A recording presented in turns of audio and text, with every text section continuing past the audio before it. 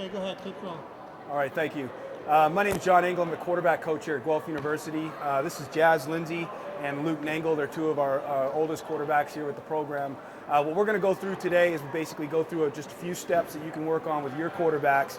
This is something you can work with little guys that are knee-high all the way up to full-grown men like these two gentlemen. So bear with me, my voice is a little sore, I'm a little bit sick, but these guys are going to show us how to throw a football with a little bit of tips for myself. So first of all, we want to start them off just about 10 yards apart from each other. And what we call this progression is we call this lining out your throwing mechanics. Lining out your throwing mechanics. And what we want to do with our quarterbacks is we want to have them stand on a line about 8 yards apart before they're even warm even. And we want to have them draw a line right through the middle of their feet. Now we don't want their toes on the line.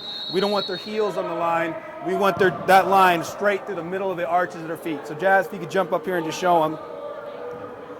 And every time they throw, they're going to start perpendicular from their target. So their throwing side shoulder is going to face their target. If they're a lefty, that's obviously their right arm. Okay, so both of these gentlemen are righties, thank God. So they're going to start with their left shoulder facing their target.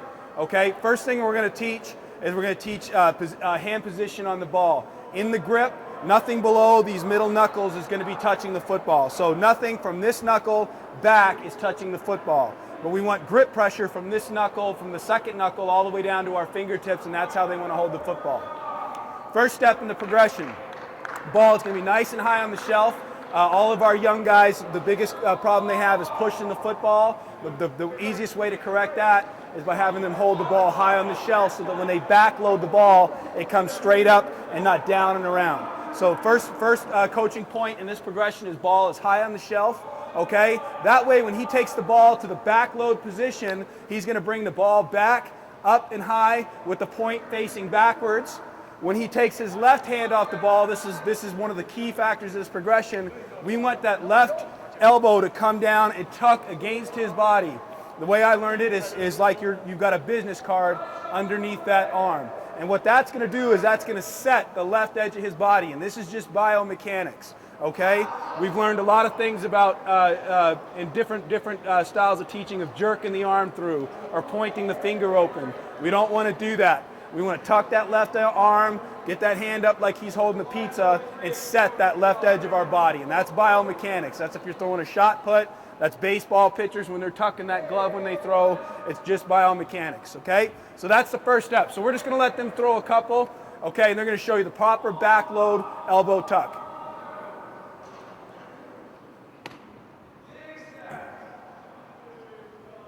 Good, Luke.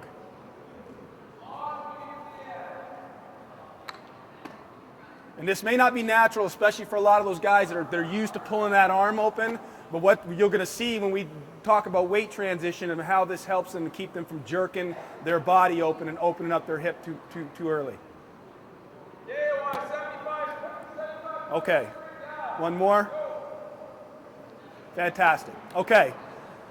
Second part of this, okay? Luke, make sure that line's right through the middle of our feet. Very good. Second part of this is that now what we're going to do is we're going to start the transition forward, okay?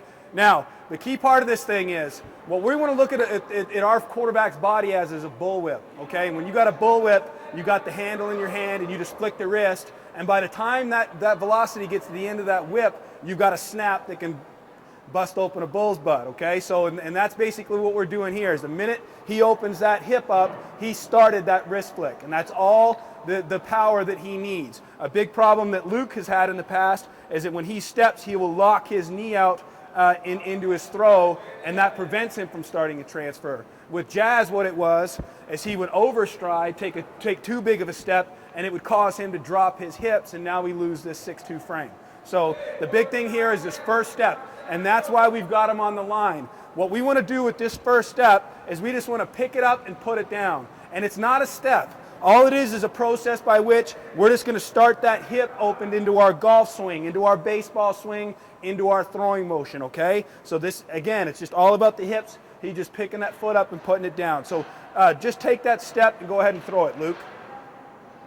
Good. And what that step does is instead of him taking a big step and locking that front knee out, it allows him to pick it up, put it down, where now he can get that transfer over that lead leg. Okay, so if you'll see, there's a slight knee bend in the step. This foot is pigeoned into the line a little bit. It's not straightforward, it's not open, it's just pigeoned into the line a little bit, and it's not over closed either. It's just a little bit into the line, and that will keep the bend in his knee. So let's just, if you can just zoom in a little bit on the bottom half of their body, and so they can see where that foot step placement needs to be. Good. Excellent. It keeps their hips at a certain height, keeps them from dropping their hips, allows them to stand tall and deliver the football. So if we look at their body now, this is the bullwhip. The knee opens, the torso comes through, the ball comes, and that's the flick of the wrist. And we're going to get to that in the progression here in a second. Good. Excellent. Excellent. Okay, good. So as you can see, our body is, that body's generating as much power as it needs. And a big thing that we see with our young guys, the biggest reason they push from their shoulder is that the strength of their hands cannot keep up with the torque of their body. So all this stuff where they used to be jerking their body open, okay, and pulling their transfer through, all that's doing is it's preventing them from being able to hold on to the football, and that's why our younger guys whose hands aren't strong enough end up pushing the football, and why when they get older they start doing wrist curls and getting their arms stronger, they're able to throw over the top, okay? So the biggest thing about lining out these mechanics is just letting the body do the work and starting that momentum and those hips coming forward, okay? So now, with that being said, they've opened the hip, they've got slight knee bend, now they've got to bring the back hip through. What I mean by the back hip is this is the lead hip that they're opening, and this is the back hip that needs to come through with the throwing motion. So Luke, if you can just show them a little bit about bringing that back hip through. Good. See how the back hip comes with the throw. Go ahead, Jazz. Watch how his back hip comes with the throw. Good, good. Set that left edge of your body, Luke, or Jazz, keep that left elbow tucked. There you go, good. Good. So as you can see, by tucking that left elbow, now when he opens that hip, go ahead, Jazz. Now when he opens that hip, this whole left side opens with it. So the hip starts to open, the torso starts to open, and that allows him to stand tall instead of jerking his body open and leaning back and out of his throw. Go ahead, Luke.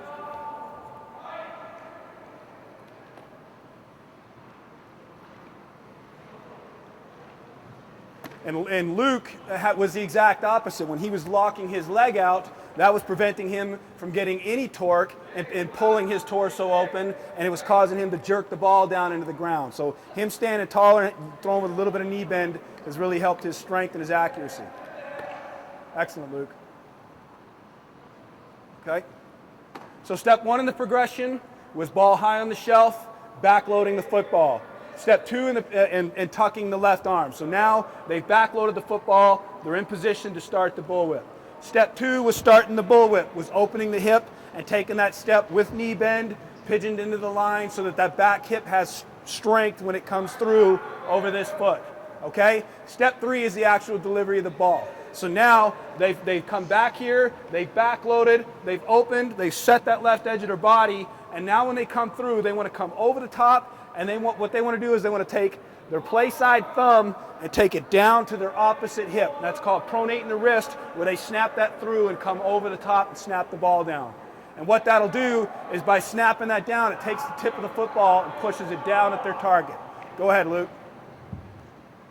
Lots of grip pressure in the bottom of those knuckles, and snap that wrist through. Excellent. Good. Watch your foot placement on the line, Luke. Make sure we're not over opening. And every time they throw, they want to look down at that lead foot.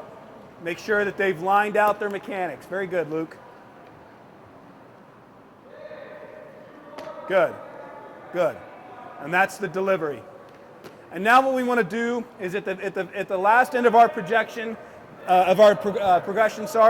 is we want to set this cone down in front of them, okay? So now they've gotten that foot, they've started putting it down, okay? Now what we're going to do is we're going to put a cone in front of them to make sure that when they step, go ahead and use this line right here, Jazz, put your back foot on it, right there. Now we want to set this right here, and that's going to keep them from stepping past the cone, underneath and making sure that when they throw, all of their steps and their feet are inside of their cylinder. Go ahead, Jazz.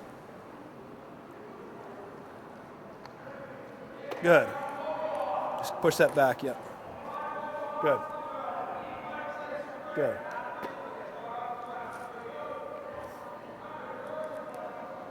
Good. Good. Pull that arm up, Luke. We don't want to drop this hand here because that's going to make the pivot happen like this. We want that tucked there and setting that left edge. Good.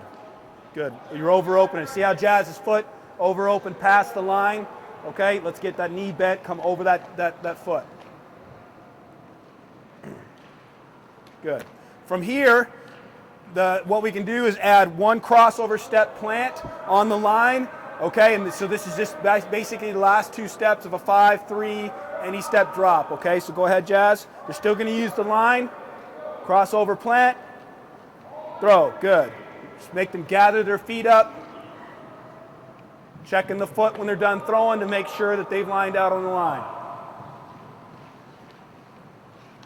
Fantastic. All right, come on in, fellas.